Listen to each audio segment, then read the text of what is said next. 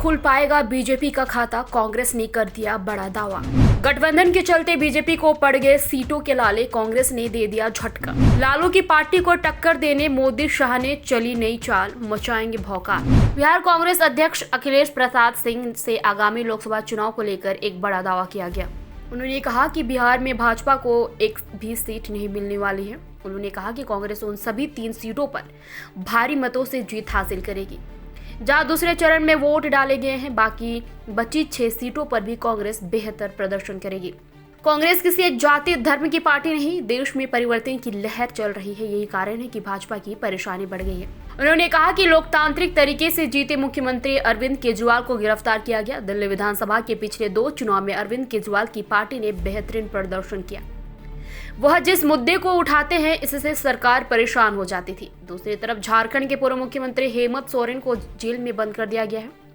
देश के लोकतंत्र में इस तरीके का काम पहले कभी नहीं होता था। आज मुद्दे को उठाने वालों को जेल में भेजा जा रहा है।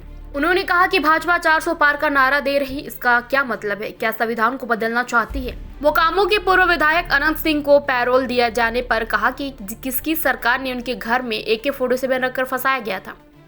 यह मीडिया को दिखाना चाहिए। जिन लोगों ने अनंत सिंह को साजिश के तहत जेल भेजने काम किया, उन्होंने ही अब राजनीति फायदे के लिए उनको पैरोल दिलवाया है। तीसरे चरण में बिहार की जिन 5 सीटों पर चुनाव होने हैं, वह सीट मुस्लिम यादव बहुल है। इसके बाद भी पिछले चुनाव 2019 लोकसभा चुनाव में लालू यादव और उनकी सहयोगियों की पार्टी का प्रदर्शन शून्य बटे सन्नाटा था। इस बार तेजस्वी यादव ने यहाँ पूरा जोर लगा दिया। उधर एनडीए भी अपने पूरे प्रदर्शन को दोहराने के लिए पूरी कोशिश करती नजर आ रही है। बिहार में तीसरे चरण में अररिया, सुपौल, झंझारपुर, मधेपुरा, खगड़िया में 7 मई को मतदान है। मतदान से पहले प्रचार को जोर थम गया है। तीसरे चरण 54 उम्मीदवारों के भाग्य का फैसला EVM में कैद होगा और जून को पता चलेगा कि जनता ने सबसे ज्यादा किन की बातों पर भरोसा किया है। इन उम्मीदवारों में 51 पुरुष है, 3 महिला उम्मीदवार है। अररिया में 9, सुपौल में 15, झंझारपुर में 10, मधेपुरा में 8 और खगड़िया में 12 प्रत्याशी मैदान में हैं। 2019 में हुए लोकसभा चुनाव में इन सभी 5 सीटों पर एनडीए की जीत हुई थी। एनडीए पर पिछले प्रदर्शन को दोहराने की चुनौती है, तो यादव मुस्लिम के गढ़ कहे जाने वाले इन क्षेत्रों से महागठबंधन को बहुत ज्यादा उम्मीद है। कोसी क्षेत्र के आने वाले इन लोकसभा क्षेत्रों में मुस्लिम यादव के साथ मल्लाह वोटर पे भी अच्छी खासी तादाद में है। वो मल्लाह वोटर जिनके नेता होने का दावा मुकेश सहनी करते हैं।